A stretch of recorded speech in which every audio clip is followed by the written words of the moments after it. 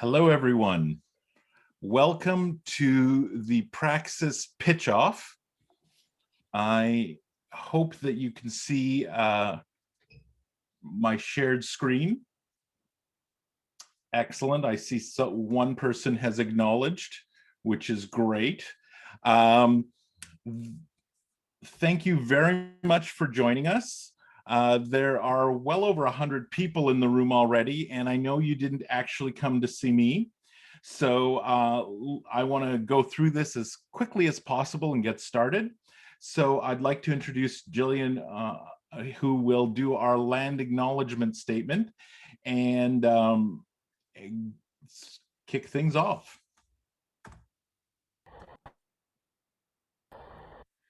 Excellent. Thank you very much, Joseph. So our land acknowledgement statement, we acknowledge the land we are meeting on is the traditional territory of many nations, including the Mississaugas of the Credit, the Anishinaabe, the Chippewa, and the Haudenosaunee, and the Wendat peoples, and is now home to many diverse First Nations, Inuit, and Métis people. We also acknowledge that Toronto is covered by Treaty 13 with the Mississaugas of the Credit. We also acknowledge that as we are a virtual meeting, that many others may be on different territory as well. So please take the time to reflect on and honor the Indigenous communities of your territories. Thank you very much. So I want to just lay the groundwork for what we're expecting, because we have now almost 120 people participating. So here's the context. A number of institutions are working together to develop something that we hope will have legs in helping Canadian innovation and ideation in the long run. We call it, for the time being, until we find a corporate sponsor that wants to name it something else, the Ideation Clinic. One of the very first projects that we're working on has been sponsored by the Praxis Institute for Spinal Cord Injury. They have been absolutely incredible enough to provide us with guidance, support, and funding in order to run a pan-institutional challenge to get people, to inspire people across Canada to innovate and develop ideas around spinal cord injuries and improving the quality of life of people living with spinal cord injuries. And this ideation challenge is also geared at providing a little bit of training, mentorship, and support for people who are innovators to build community and capacity. And so this is actually one of our projects, this pitch off. The challenge itself that was issued a number of months ago was to have people demonstrate a transformative, commercializable concept to improve the quality of life of people living with spinal cord injuries. Now, as you will see today, this is a very broad challenge, because the quality of life for people living with spinal cord injuries can be influenced by a number of different kind of interventions. And as I've been told by people, that every person living with a spinal cord injury is individual and has their own individual needs and their own individual challenges that they're living with. So putting together ideas to improve their quality of life can vary tremendously. So this pitch off is one of the points of our journey. And what we have been also providing is a little bit of networking. We've been providing workshops, and we have 2 more workshops planned. And then we have a demo day during which one of the ideas will be presented with $25,000 for continued development. And it's not too late to get on board. If you have ideas or know people that have ideas, we are open to helping out. You can still submit ideas as we go, and we will try and find resources and ways to help you develop them towards demo day. The format today is going to be 5 minutes per team for pitches, 3 minutes for panel questions, which will likely be about 2 questions. After all the pitches are done, the judges will go off to a breakout room to finish adjudication. All of you as audience members will then receive a link to a poll that will allow you to vote for your favorite pitch. Those will then be tallied, and $5,000 will be awarded based on judges' decision, and $5,000 will be awarded based on audience input. So stick around, because the end is the exciting part. We also have an announcement to make about the early bird video competition today. So you will see the top video as selected by our judges in terms of ideas. I'd like to welcome all of our judges. They come from a diverse range of backgrounds, industry, academia, community. They all have a range of expertise, and they have all volunteered their time to participate with us for the next 2 hours or so in this competition. So I very much want to say that thank you for the judges, but I also want to say thank you for those of you that are joining us, and those of you that have submitted applications and concepts, because the point of this is to get ideas and community building happening. So with that, I just want to please ask you to mute your mics if you're not speaking, especially during the pitches. Feel free to share your videos, because it's nice to actually be able to pitch to people unless there are issues. It's really nice to at least see people's faces. And use chat professionally, and write comments or questions that you might have there. The chat can be quite interesting and busy if people participate. And I believe with that, this is the order of the pitches that we have lined up for you. And the first one is going to be accessible virtual reality. And I'd like to ask them to get ready. And Julia, if you can give them remote control. They're all co-hosts, so they should have access. Excellent. And our timer today is going to be Chris Baumeister. I'm sorry if I butchered that. My name always gets butchered. It's in the moment. Is everybody ready?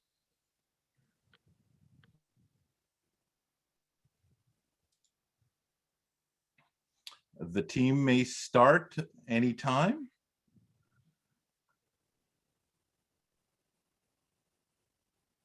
And Chris will start the time. Will do.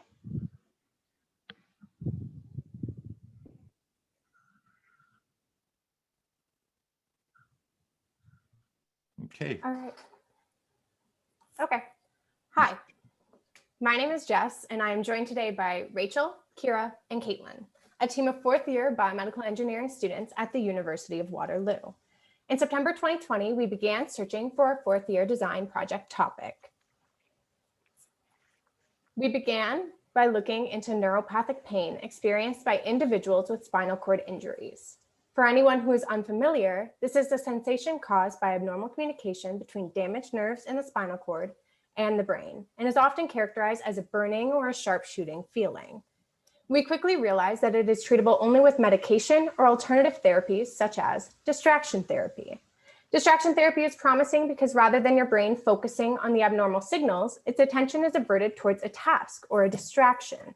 An upcoming form of distraction therapy is in virtual reality, because it is highly immersive and interactive, thus making it more effective at distracting the brain. In a recent study done about VR as a form of distraction therapy, it was actually found that over half the users had a decrease in pain perception. Now, this is where we discovered our need. Currently, you can't interact with this promising form of therapy without having fine motor control. And thus, tetraplegics with little to no mobility below the neck are unable to reap the benefits of this therapy to treat their neuropathic pain. We want to fix that. Our solution is to make a controller that can be used by tetraplegics with little to no mobility below the neck, which will map user actions to virtual ones seen in the VR game. Current VR controllers require fine motor control or mobility below the shoulders, and so this is a clear need. Our current idea is to utilize existing assistive technology developments, such as bite and tongue pressure switches, or sip and puff controllers in the form of a mouth controller. Additionally, the operation of the device will be completely independent to maximize the immersiveness of the therapy. This means that once the controller is set up with the user, VR can be fully controlled by that user.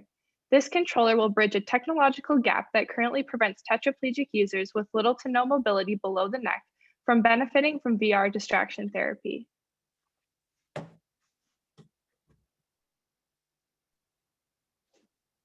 Our solution will allow users to access and operate VR distraction therapy on demand, at home, and independently. This at-home therapy will help to eliminate barriers posed by alternative options, such as transportation to and from the therapy location. From looking into the lack of accessible VR controllers for tetraplegics with little to no mobility below the neck, we realized that the controller we are building could be used to interact with more than just VR distraction therapy. Our solution will allow users to access and operate VR distraction therapy on demand, at home, and independently. This at-home therapy, Our solution has many potential applications, such as being used as a new type of human-computer interface, allowing users to interact with IoT smart devices, and also for interactive entertainment. These are just a few use cases we'd like to highlight, with our solution opening up many more options for accessible interactions with technology. This device allows us to tap the two huge markets, VR and accessible technology. The assistive technology market is currently valued at $21 billion US dollars. The virtual reality market is valued at $18.8 billion US dollars. And both of these markets are, in fact, growing. By 2027, the markets are projected to reach 34 and 57 billion US dollars, respectively. With the growing field of virtual reality and the need for adaptive technology, our proposed virtual reality controller has a strong market space. Our current competitors are HTC's Vive and Facebook's Oculus, which are commercially available VR sets that require the use of the hands. Adaptive options include the walk-in VR driver seen in the infographic. However, the Sip and Puff is an adaptive controller seen above, but this does not yet have VR integration. Although assistive technology exists, it does not integrate well with up-and-coming technology like virtual reality. The next step in our project development is interviewing stakeholders with lived SCI experience. After that, we will begin to plan out and build our prototype. And the final device will be completed for our final capstone presentation in March 2022. The funding from the Praxis Ideation Challenge pitch-off will help us compensate stakeholders for their time and feedback in the interview process, as well as enable us to purchase materials for building both the prototype and the final product. And with that, we'd like to have special thanks to these individuals who have mentored us along the way. And furthermore, we'd like to thank our challenge sponsors and partners. Thank you.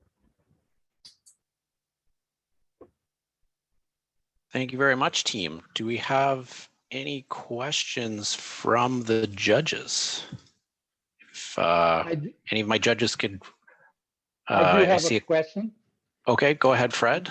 Yeah. You mentioned the competitors, like for example, Microsoft, Oculus, and so what is unique about your device that is not going to be, it's going to be different from, what if Microsoft decides to like invest on this, right? So what is unique? How can you differentiate yourselves from the competition?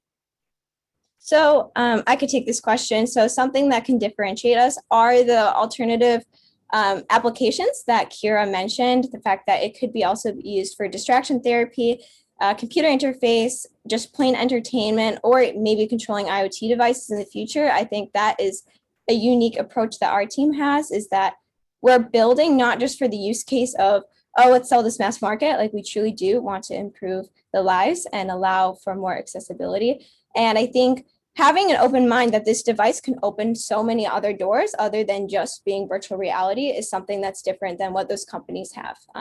Because their market space is typically just to sell the virtual reality headset and games. They're not really focusing on the possible therapeutics or perhaps integration with IoT. Thank you. Great. I think I saw two hands pop up. Terry, I saw yours pop up first. What's your question, Terry? Sure. So my question is, do you have any data on how many high tetras have pain? And then why you decided to focus on the high tetra market rather than all tetraplegics? I can do this one. So essentially, off the top of my head, I remember that a lot of our statistics were revolved around neuropathic pain experienced by people with spinal cord injuries in general. And I remember the statistic being about 90% of SCI patients have neuropathic pain. And so that's kind of where we guided. And then because virtual reality was one of the more successful therapies in terms of distraction therapy, we focused more on tetraplegics just because that space of therapy wasn't open to them. So it was kind of the path of we found neuropathic pain and virtual reality, and then we landed on tetraplegics because they are not able to access this therapy. So it's kind of how we ended up there. So that pretty much brings us to 3 minutes on the dot. So Shauna, Gina, and Paul, I got you marked down. I'll give you first dibs for the next round. But I think for the sake of time and keeping everybody as fresh as possible online, we can transition to our next team, which I believe is the project, let's see here, Fanes, or and we'll let them get set up.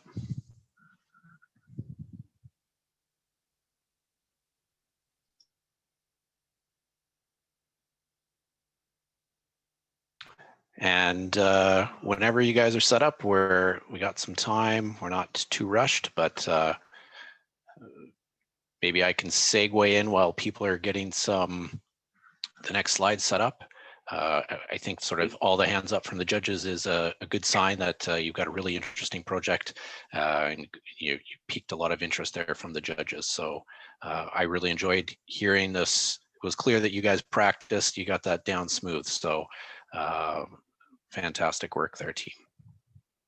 I guess somebody unshared my screen. Let me just take care of that. And remote control. So Daniel, you should have access.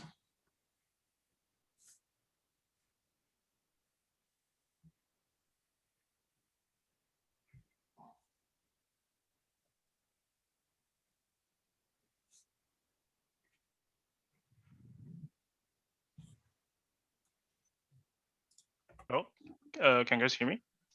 Yep. Yep. There we go. Let me mark this. Oops. No, wait. It's a bit lagging. Okay. Hello, everyone. This is Project Fanes. We are third-year mechanical engineering students from University of Waterloo. My name is Daniel Hu. And my name is Oriana Min. We're presenting you our exercising and walking support exoskeleton for people living with paraplegia, spinal cord injury.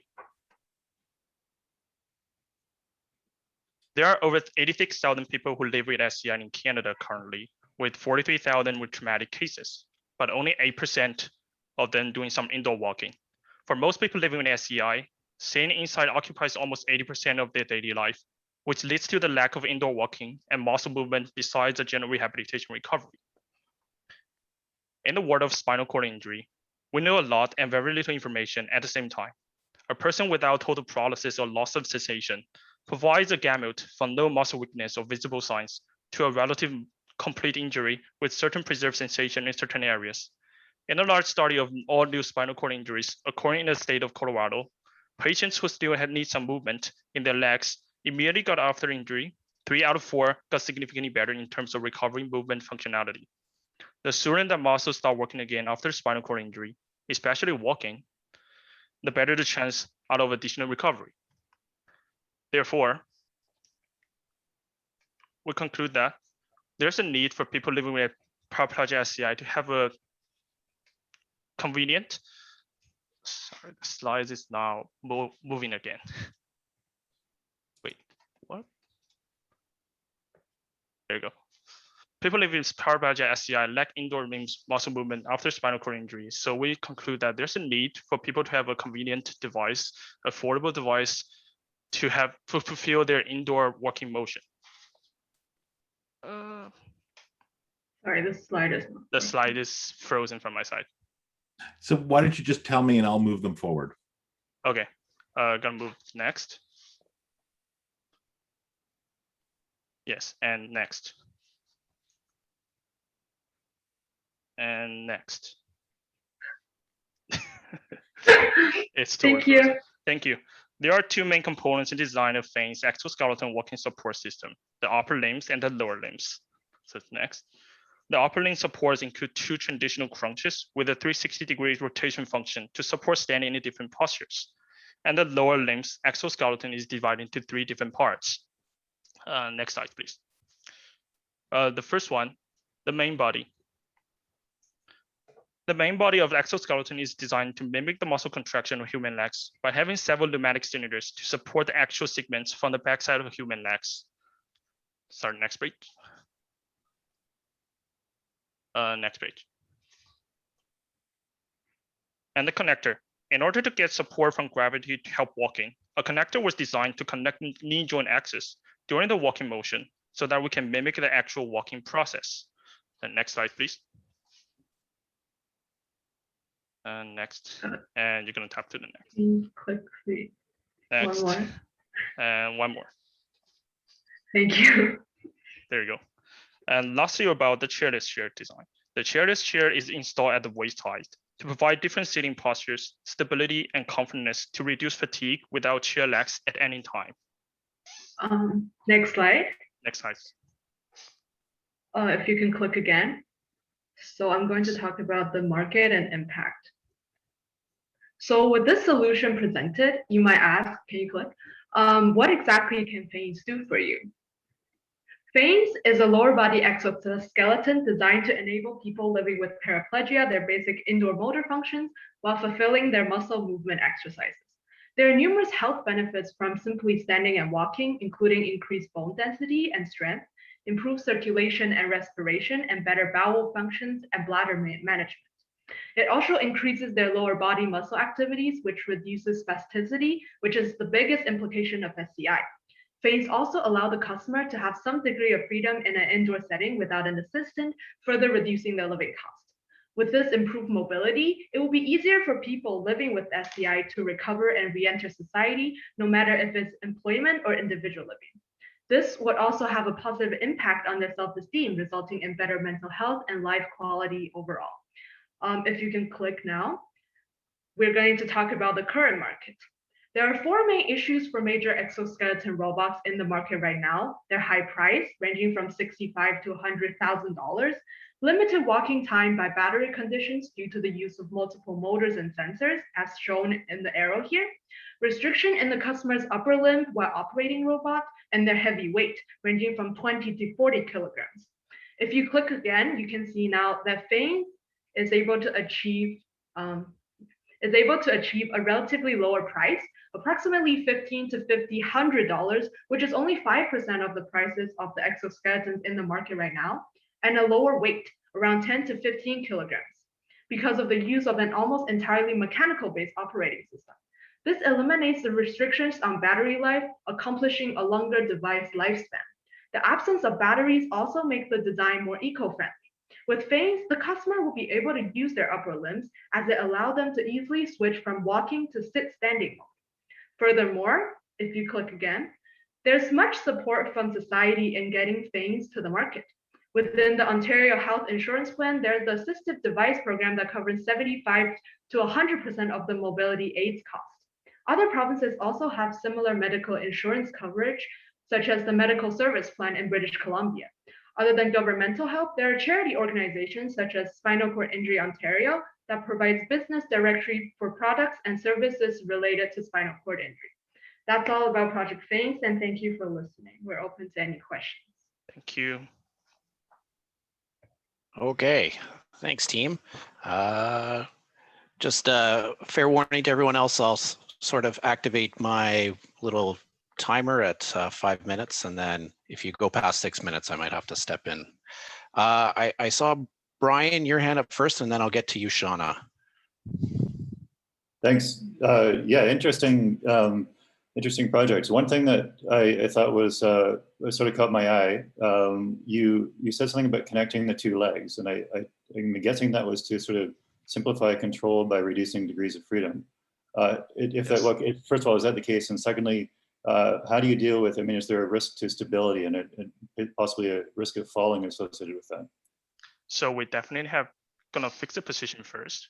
Once the people have paraplegia on the device, we will have the location center to locate both leg in the right position by we have some soft sensor on the, like there's just some soft sensor at each location, like a joint. So when they actually touch the joint, they're gonna bring it back to the main system, see if they actually right location, so we can make sure they are not falling down actually. And once they have this right location by driven out of gravity, so your upper thighs, one of your thighs is on the top of the other thighs, and one of the thighs is going to be driven by the gravity and to driven the connector, and the connector is going down and the other side of it going up, and you can fulfill the motion of the stepping. You also have the upper limb portion to stabilize. Also the upper limbs, the two crunches can help you to fulfill any postures because you can rotate in different kinds of angle and actually change it from 120 degrees to 90 degrees. So if you are sitting, you definitely want to have a 90 degrees angles to help you to stand up. And does it restrict lateral motion of the legs?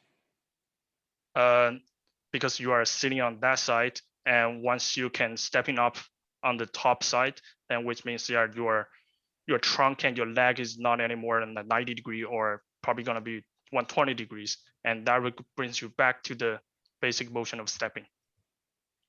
Walking position. Yep. Great. Thanks for your question, Brian.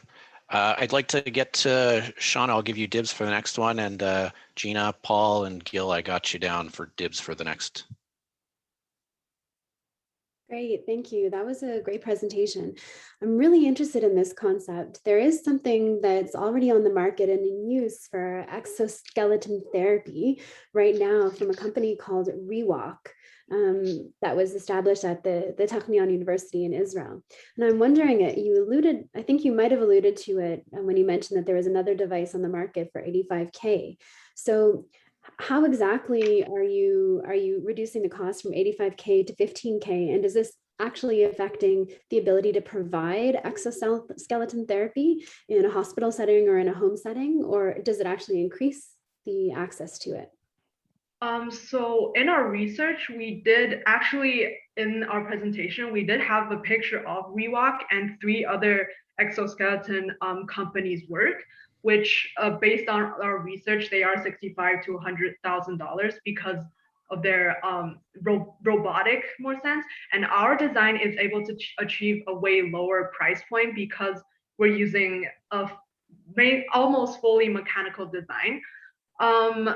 The price point getting lower, I would say, would like increase a lot of their accessibility, because as I understand, people with SCI already are getting a lot of hospital care and recovery like expenses. And although I know there's OHIP, as we mentioned, that's going to cover a lot of like 75 to 100% of their like limb prosthetics cost, it will still be a lot, right? So our design, if you calculate like the 75% of ours, would basically be very minimal compared to even if it can be exemption of 75% of the other products in the market. So I would say that is a very much easier access price point to the patient or like people living lifelong. Okay, thank you. I was more trying to get at how you were doing it. Oh, the design is mechanical based. So like through manufacturing and through the maintaining of it would not cost as much as if you need a motor to drive. So the main reason why currently the exoskeleton is so expensive, basically because you have different kinds of motor, probably a huge battery on the back of your thigh or something, and like they're gonna driven whole things, and some of them even using the electric signal from the muscle. So that would cost a huge lot of money to even build one single one. So if you just use the mechanical based one, they'll reduce a lot of fees, and you can just including basically all of this mainly just from the material size. Also maintaining costs too. Yep. It'll be way cheaper. All right, thanks for your question, Shauna. I think we got the next slide up. So there's my little segue for the next team up is the emulating repositioning to prevent pressure Let me try injuries. to see if I can have control over this. Perfect. All right, I am ready to start. Hi, Vincent. Just so you know, there is a little bit of a lag. So yeah, I'm going to try to take that into account. All right, thanks. Here we go. So greetings all, I'm Vincent Jessup, and today I will be presenting our concept of emulating repositioning to prevent pressure injuries. So first of all, this project started around our patient partner, and we built an interdisciplinary team of experts to better find and resolve their needs. So we have social science experts such as psychologists and neuropsychologists, health science experts such as physical rehabilitation physician, spine surgeons, as well as a team of engineers from both electrical engineering as well as mechanical engineering. So our patient partners brought up concern of pressure injuries.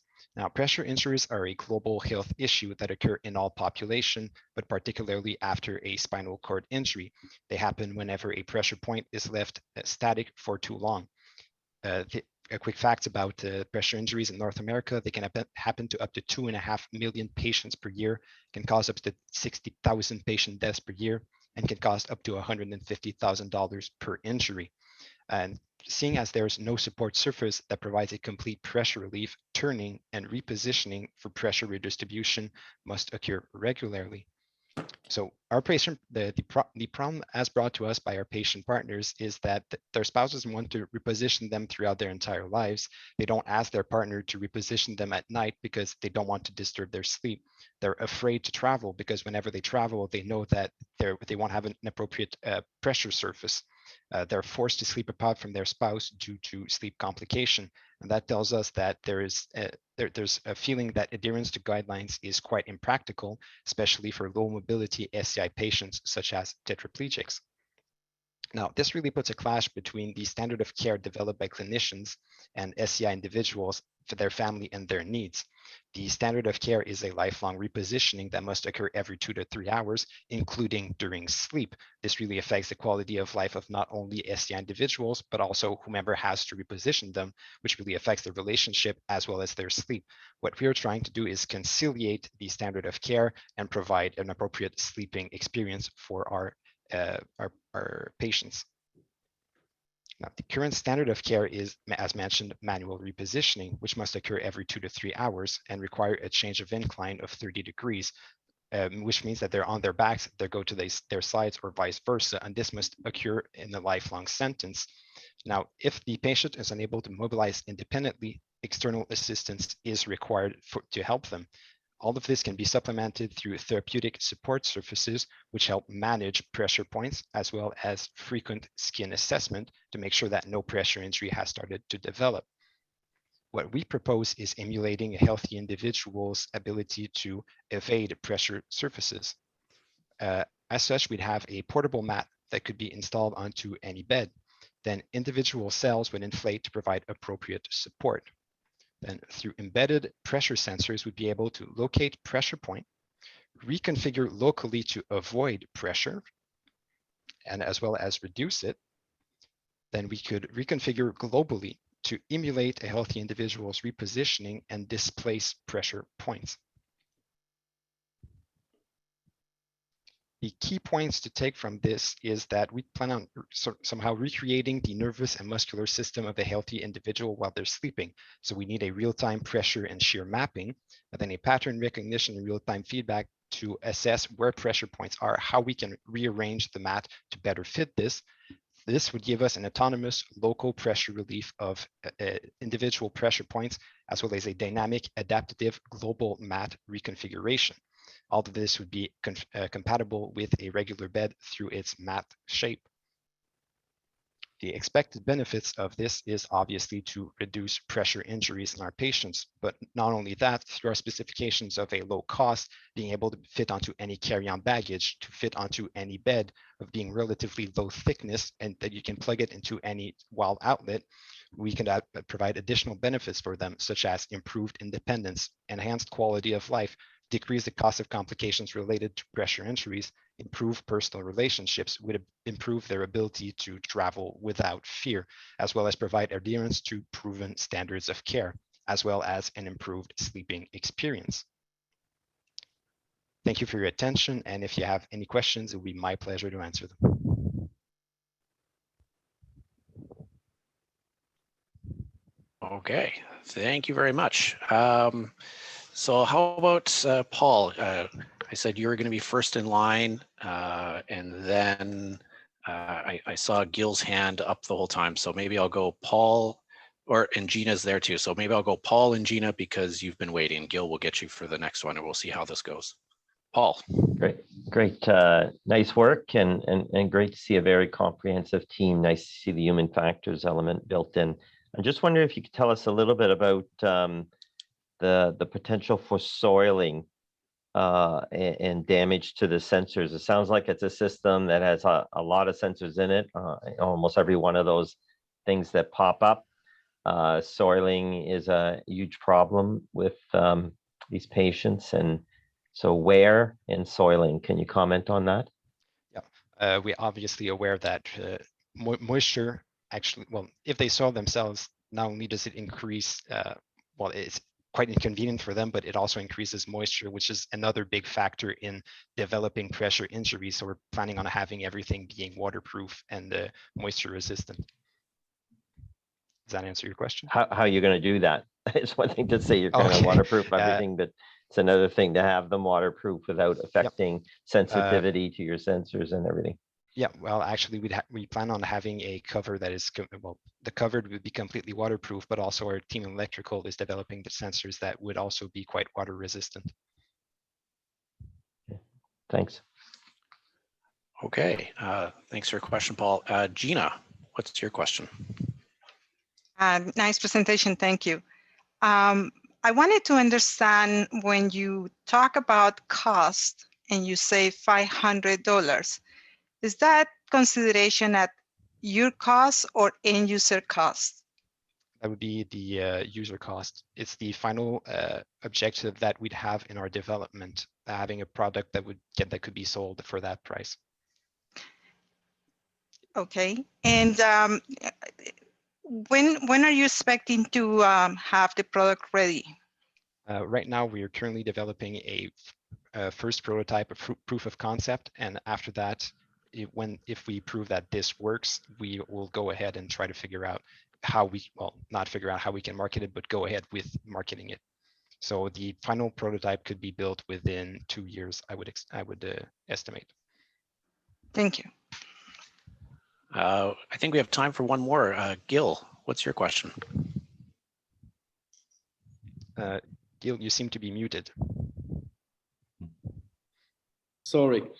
Very good presentation, very interesting. The question is the competitioner. What is the concept? What are the solution to this exact problem? There is anything similar to this idea? There are currently medical beds that could do something that do actually something similar with the repositioning, with identifying pressure points. However, these are beds that are not transportable and they can cost up to $10,000 per bed.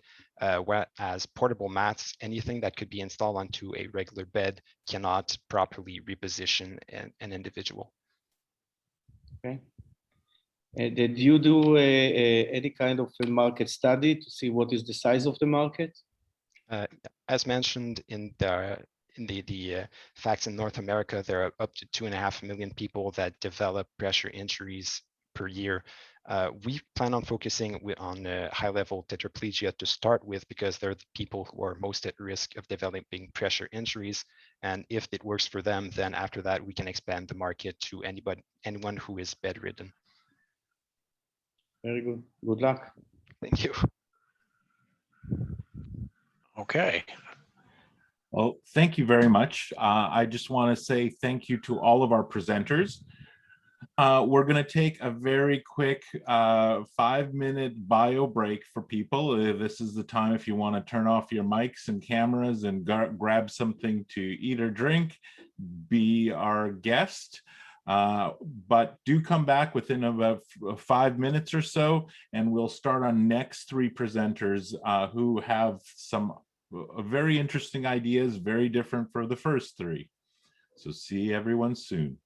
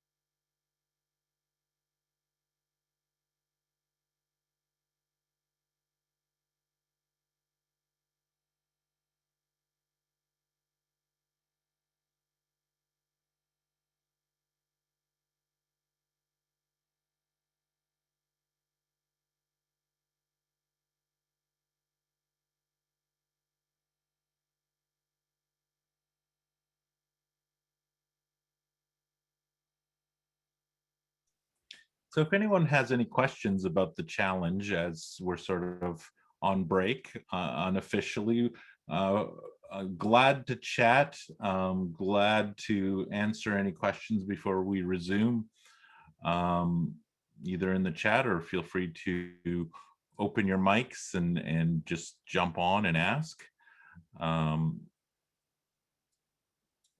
We're still in the middle of besides this challenge, one of the things we're working on is those others that have applied. We're looking to match them with potential mentors, with people who have lived experience, as well as looking for different kinds of funds or different opportunities. So in the background, in addition to things like this pitch, there's a number of things still going on. And so we are going to be in contact with a number of our of the people that have been applying and applied and see where we can make connections moving forward. Because the idea behind this challenge is that it's not a one-time event. It's a continuous attempt to build community and work together towards getting ideas towards the demo days, where we can highlight some of the talent and some of the interesting stuff that has come up.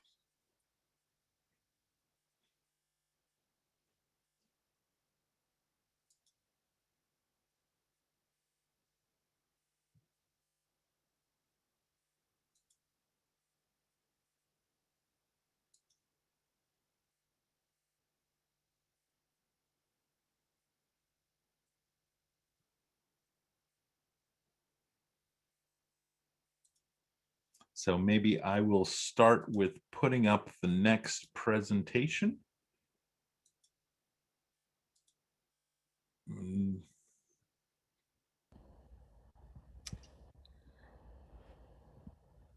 Joseph, sorry to interrupt. If it's possible, can we see if Sydney is able to share her screen for her slide deck?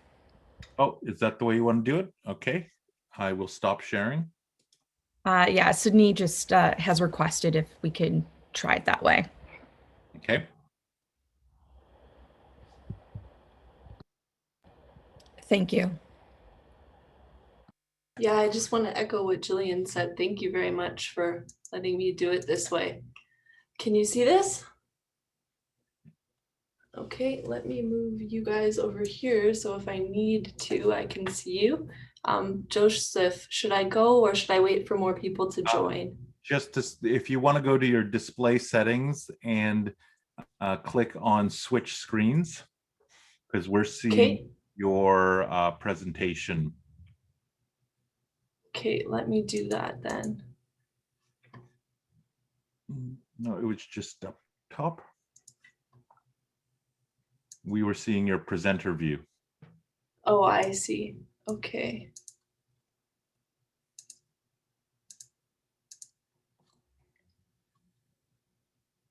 Please let me know if this is better. Wonderful. Thank you very much. Okay. Should I go now, Joseph? Well, Chris is our timer. So Chris, you're the official.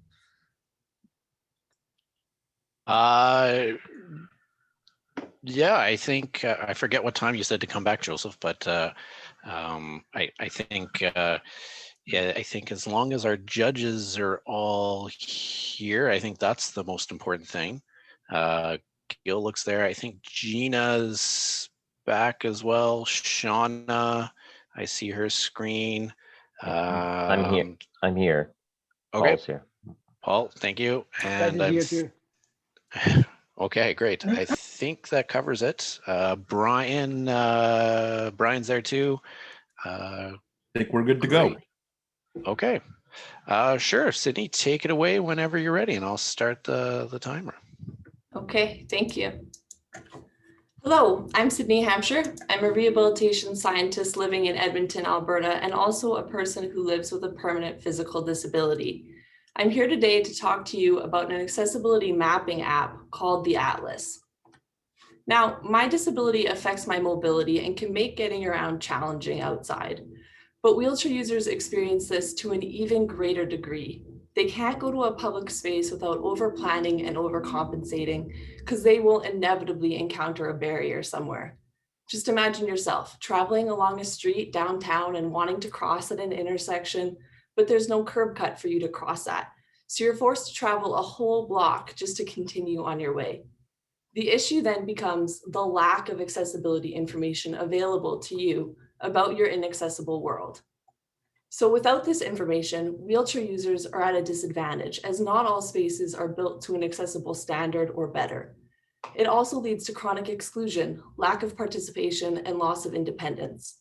Furthermore, inaccessible infrastructure affects a person's activities of daily living, ability to sustain good mental health, and ability to find jobs.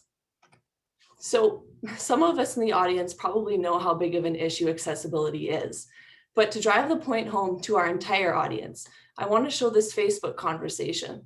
So this happened within an hour of posting our ad for this pitch session. And we can see comments validating how curb cuts affect travel.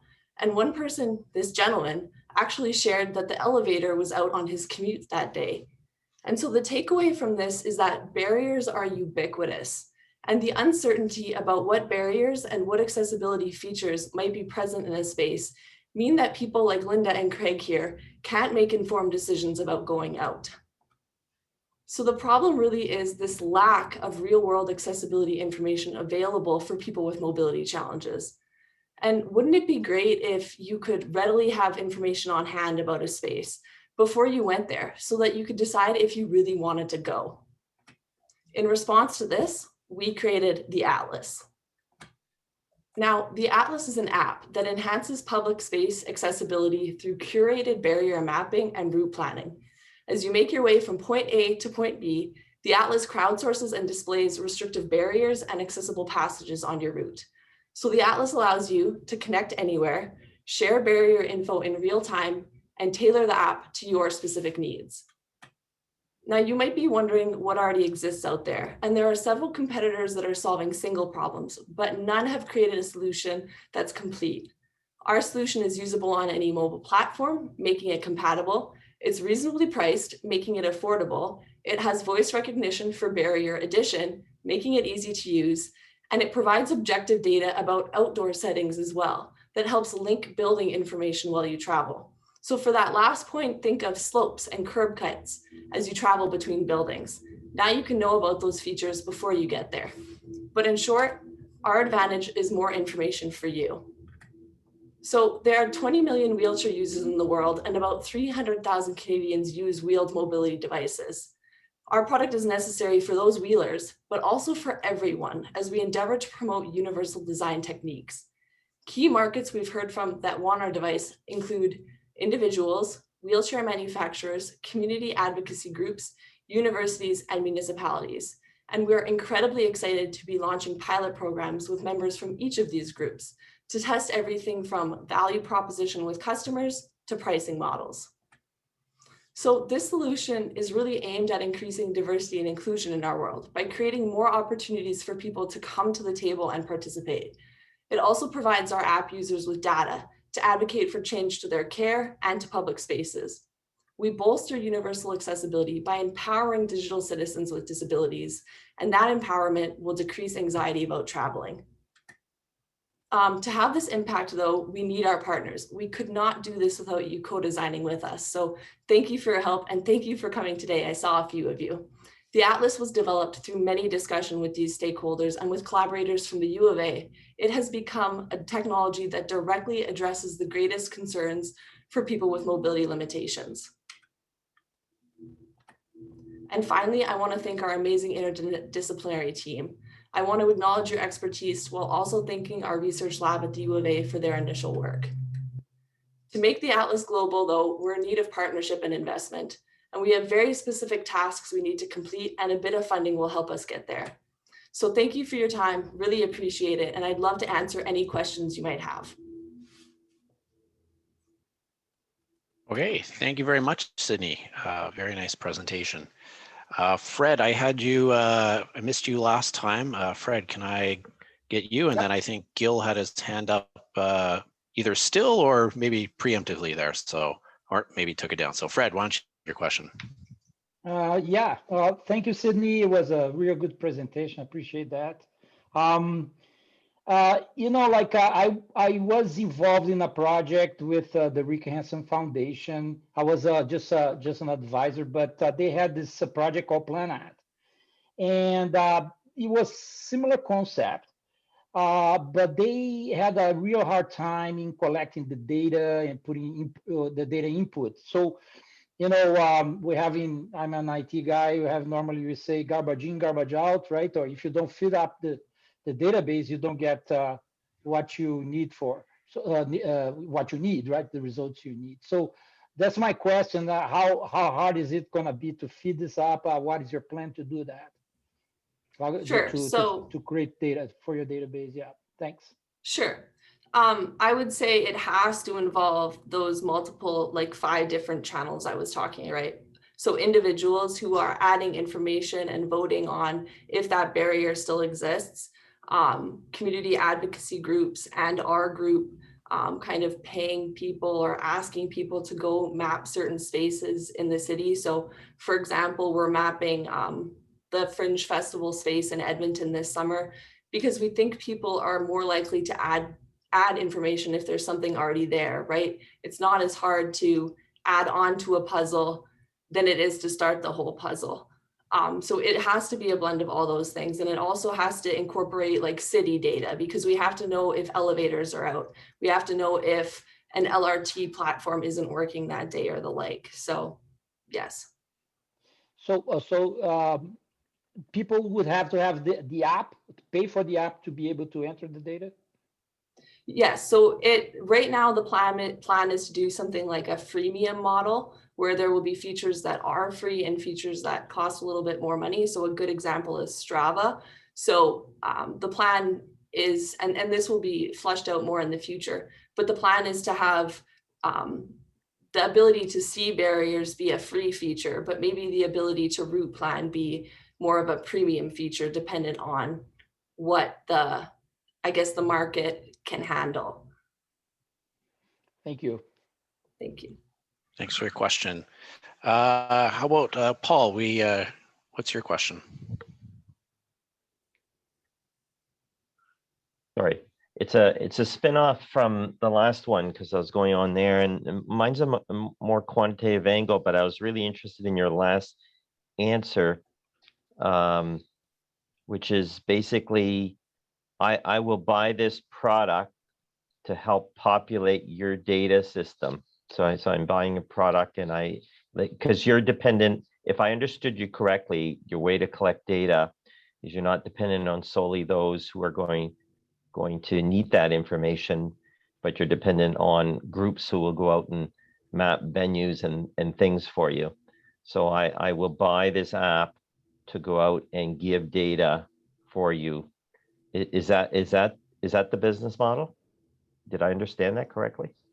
No, pardon, I should explain that a little bit better. So I would agree that the probably number one priority area is individual users, right? Mapping the space because they want to know more about the routes that they take daily, and they want to track their routes and their progress, and maybe also draw attention to barriers that they're encountering in their community. So that is for sure the number one way that we're hoping to get information to populate the app.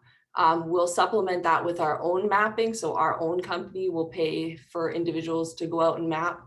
And then from the, municipality and university point of view, we're hoping that that will be more like, electronic information about elevators and power door buttons and accessible washrooms that hopefully they have on hand, and maybe they also have in plans of buildings. And so being able to collect that data in mass that way, instead of having one person go map all those places individually. I see. Okay, thank you. Okay, thanks for your question, Paul. I saw some other hands up there, but for the sake of time, we'll try to keep things on track and keep them going. Gina, Shauna, and Gil, I saw your hands, so I'll make sure that we get you for the next round. And then Terry, I haven't forgot about you. We could fit you in maybe for the last group, depending on what our other judges want to ask for our next team. And I think if we end a little, Chris, if we end a little early, we can just open it up to questions as well to all the groups. Sure.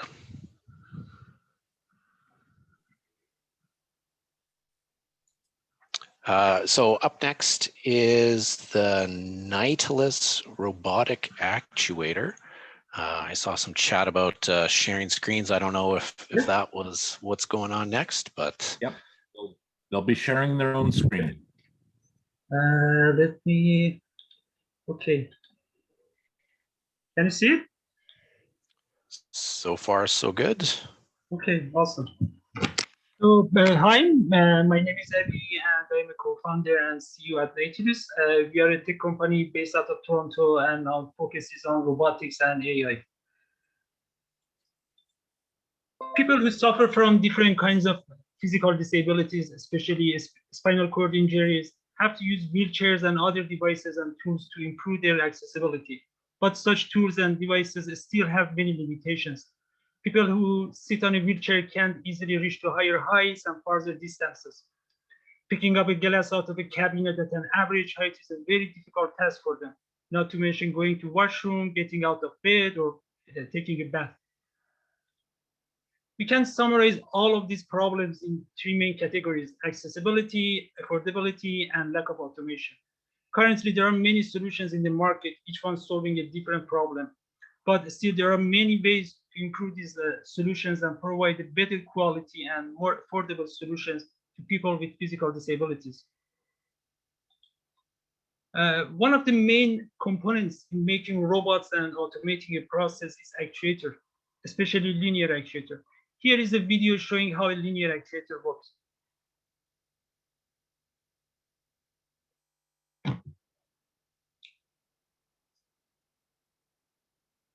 The problem is that the existing actuators are heavy, big, inaccurate, and can only provide a limited range of motion.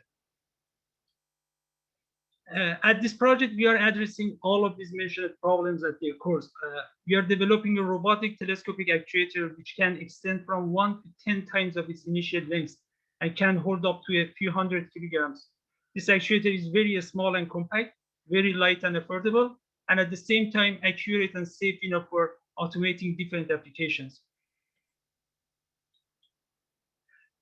This actuator can be manufactured in different sizes and can be used in building robotic wheelchairs, patient lifts, and affordable robotic arms that can be installed on a wheelchair. For example, imagine an affordable robotic arm that can extend and pick up a glass out of a cabinet. Our actuator can also be used in making exoskeletons and automating many processes, like processes inside the house, like door openers, smart blinds, and at-home robots. Finally, imagine a light and affordable exoskeleton made with our actuators, which can help people with spinal cord injuries to walk again. That's our vision. So I can say what we offer with our actuator is easy and safe automation, which can improve the accessibility. Making a light, a small, and compact robotic actuator is very difficult and technically challenging. Using a novel design and several technology developments, including developing a very thin and super strong build, we have solved most of this technical challenge in building such an actuator. This is our plan for the next 6 months. Currently, we are working on the hardware design and prototyping. By the end of the May, hopefully we can have a prototype. Next step would be design for manufacturing, software development, testing, market research, and fundraising. And our goal is to have our minimum viable product by the end of October. Here is our team. I'm a robotic engineer. My co-founder Dibanga has a PhD in computer science, and we have a great team of engineers, scientists, and developers who are helping us in this project. In the past, we have raised some small investments from investors like Techstars, and currently we are based in Science Discovery Zone at Arizona University. Thank you so much.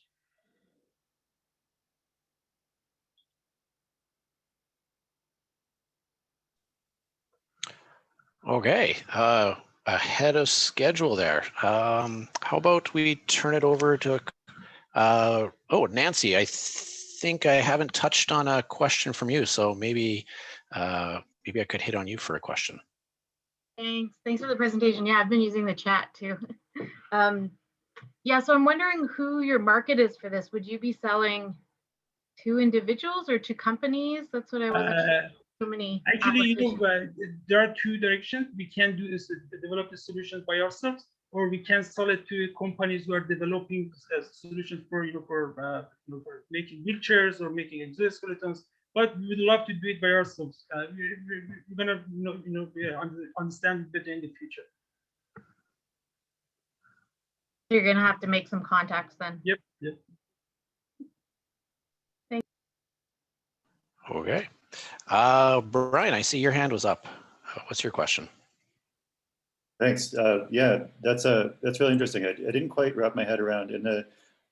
So you mentioned the belt, that you have a new belt technology. Can you say anything more about a couple of things? So sort of what's the additional mechanical novelty? Because I couldn't quite sort of intuit that.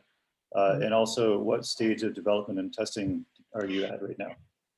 So, you know, the problem with cable-driven robots and also belt-driven robots is the diameter of the pulley. So you can, you know, the diameter of the pulley should be at least 15 times the thickness of the, you know, the belt, I can say.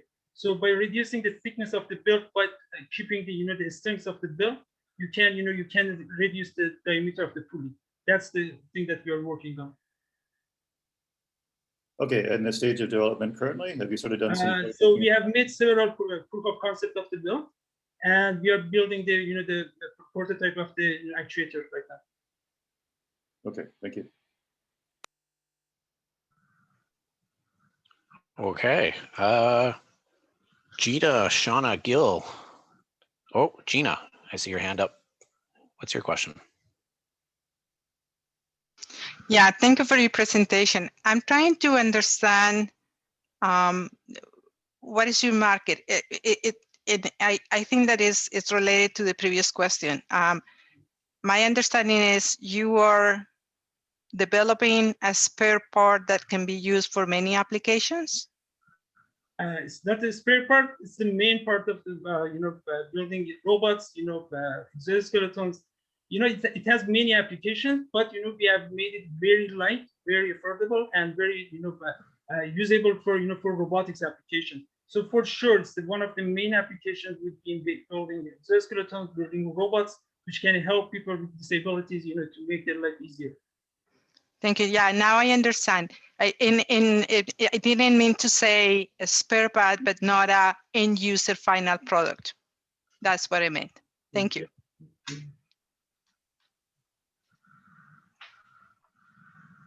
Okay. Thank you all for your questions. I think Judges. Brian had a follow-up. Did you, Brian? Sorry, I just forgot to lower my hand. Sorry. Fine. Yeah, you either do the reaction for the clap and then it goes away, you put the hand up, it stays up, and then the moderators have to passively aggressive put it down. Shauna, we got time for maybe one quick one. Okay, so this is actually just a quick question. I'm wondering about the utility of this actuator for, and somebody did briefly touch on it, using it for individual innovators themselves with SCI. Yes, that's that's one idea. We share it with others so that they can build different kind of applications with this with this actuator. Thank you. Okay, thank you for your questions. Thanks, Abby, for going over your concept. So here we are, last but not least, the last team or name that I have on my list is Vibrant. I haven't been monitoring the chat. Whomever's sharing the screen, we can get that kicked off. Hello everyone. Can you see my screen? I can, yes. Great. So I'm Ilya. Can I start now first? Because there's a timer. Yeah, I got the timer going. Whenever you're ready. Thanks. So I'm ready. Yeah. I'm Ilya from Vibrant, and this is. Oops. Yes. This is Dennis, 26. After an unfortunate dive into the pool 5 years ago, he's a quadriplegic. Dennis is not giving up though and spends 4 or 5 hours a day exercising on the equipment they designed with his father. He managed to survive, but yet is far from being able to move his limbs even a bit, with the exception of one finger. So we have a problem to solve to help Dennis and many others. There is no need to talk here how important is helping those living with spinal cord injury. But yet, look at these numbers once more, they are huge. But there should be an opportunity. Last year, a neuroscientist from the US and a doctor from Russia told me about an emerging motor restoration technology called Transcutaneous spinal cord stimulation, a non-invasive way to boost up the broken motor neural network. In my turn, I told them about the technology for motor restoration, which we have been developing and initially targeted to stroke rehabilitation that integrates brain-computer interface, robotics, AI, and virtual reality environment. This is what a patient had seen during the exercise. Thanks to advanced technology, this device has many advantages for stroke rehabilitation, such as effectiveness for totally paralyzed limb, earliest possible rehabilitation, personalized and at-home treatment, simple use and quick setup, and the intended market price is disruptive. However, doctors were always asking us if it would work for spinal trauma, and we answered, we don't know yet. At this point, we realized that merging these two technologies may be beneficial for many patients. What have we done? We went to Dennis and made it a very simple try, literally from mud and straw. You might not believe me, but one small muscle on his forearm began to move, one more finger, a bit. Of course, it could be just a coincidence. However, in April, the first time tested an integrated technology with another patient living with severe cervical injury for 10 years, and in about an hour, we noted a small voluntary motion in the forearm that never occurred earlier. This diagram shows the experimental setup from the technical side. I hope it doesn't look overcomplicated. And this is how we organize neurofeedback to stimulate neuroplasticity. We detect a mental pattern related to the intended motion. Then we move the arm according to this intention. And at the same time, we give a patient a visual and proprioceptive feeling of voluntary arm motion. This works well for stroke, but for spinal cord injury, we have to add one more circuit. Upon recognition of the brain pattern, we also stimulate the hurt spinal cord area. And through this stimulation, we also activate neurons in the limb and the several cortex areas. We believe this is what boosts the whole sensory-motor system and thus restores neural circuitry. Of course, we are yet way far from rock-solid evidence. However, there is a certain confidence it will work. More than that, we believe this method can be effective in reducing neuropathic pain. That's why we plan and execute it very seriously. This is the project timeline since the very first idea in 2014 to 2022, when we plan to start large clinical tests with spinal cord injury patients and also sell the stroke medical version. This technology is being created by an international team, and we are proud not only by our engineers and program developers, but also and especially by doctors, neuroscientists, and our mentors and advisors who help us a lot to get where we are. And the rehabilitation exercise equipment market grows very fast, and this year it hits $2.2 billion. So we believe our product has a very firm commercialization perspective once it's marketed. To get there, we are now starting a new R&D project that involves universities, clinics, and innovation companies from 3 countries. And would be happy if this presentation helps to co-opt Canadian and foreign researchers, medical practitioners, patients, and their caregivers to partner us in this exciting journey. If you are interested to know more, please contact us immediately to be right on time to join our project. Thank you all for your time and attention, and huge thanks to those organized and funded this competition, especially to Ideation Clinic, and very personally to Joseph and Gillian for their great job and support. Thanks. I hope I'm in time. Yes, with 14 seconds to spare. Thank you very much.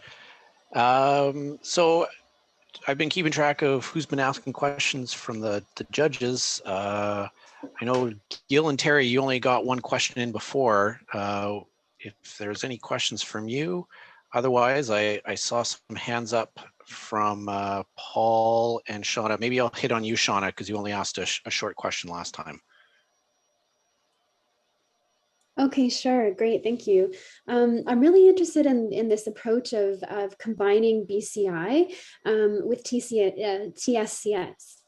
And I'm wondering how practical it is to use in a hospital or home setting, given the size of it.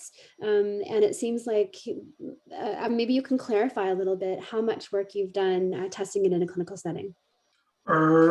We are going to start our first clinical test maybe in May or June. It depends on some regulation procedures. So we have the system technically integrated. We tried it several times in a lab, but we haven't started clinical tests yet. But by the end of the year, I hope we will be able to report some preliminary clinical results. And as of your question about the home usage, so the BCI-based system is pretty mobile and can be brought to homes, and the transcranial, the TCS, the stimulator is pretty small too. So both of them can be brought to homes, but with the doctor, unfortunately, yet, because patients are not able to use it by themselves. But we are working on this. Thank you. Thank you for your question. Yes, thank you. How about Nancy, you've only had one question. How about I ask you to? Yeah, great concept. I'm wondering what stimulator you're using. We may call it off the shelf, but it's not off the shelf yet because it's pretty new, and you maybe know that there are just a few companies in the world that are producing such type of equipment. This specific one on the picture is produced by company Cosima, which is a Russian and a US, like you may be aware about the Yuri Gerasimenko, so he is the guy underneath of this technology. And then how much individual optimization time do you think it's going to take to find location of where to stimulate?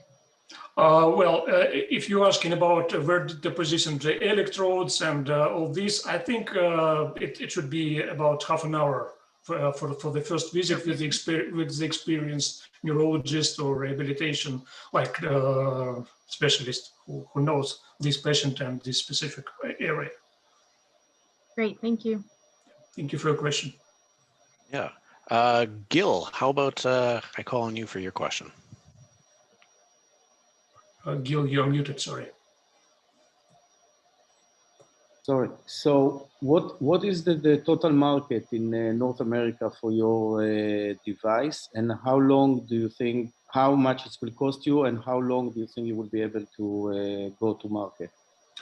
Well, I couldn't say definitely about the American market. So the worldwide market for this type of equipment is about $500 million. It's a rehabilitation exercise training equipment. So I expect United States or North America maybe takes 20-25% of the global market. This is my estimation. What is the next question was, how fast we will be able to go to put it on the market. So technically we are ready. So this is only a regulation question. Not from my experience, unfortunately, but from experience of experts who help us, it can take from 1 to 2 years, maybe in bad case scenario, up to 3 years. It depends on if it needs randomized huge clinical trials or not. So it's still a question, and we are currently preparing the pre-submission meeting with FDA and Health Canada as well to answer this question and understand it better. Okay, thank you. Yeah, thank you. You were asking something else. So in the middle of these two ones, there was one more question, as you remember. Nope. Okay, sorry. Okay. Thank you very much for that presentation.